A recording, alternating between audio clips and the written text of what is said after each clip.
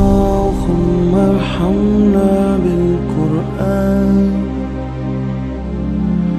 واجعله لنا إماما ونورا وهدى ورحمة.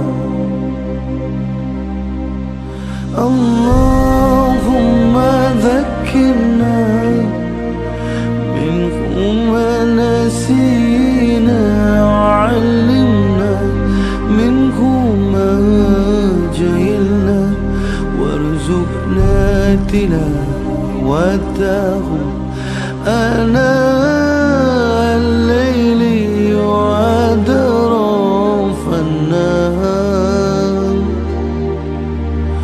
واجعله لنا حجة يا رب العالمين.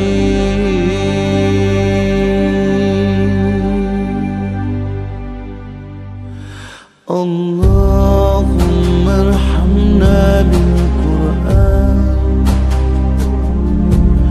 واجعله لنا إماما ونورا وهدى ورحمة.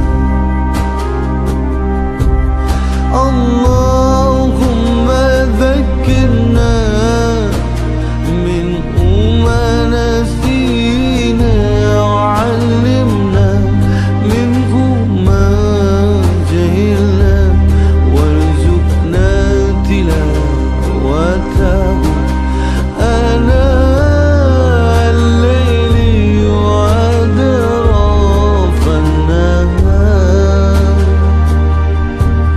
واجعله لنا حجة يا رب العالمين.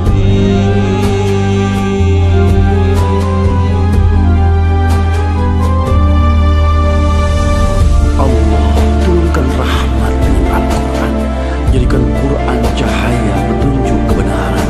Allah ingatkan kami semua yang lalai, berikan ilmu yang bermanfaat, jadikan Quran bacaan yang kami cintai di malam dan siang.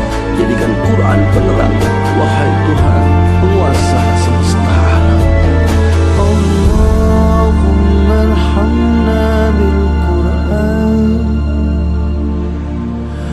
waj'alhu lana imaman wa nuran wa hudan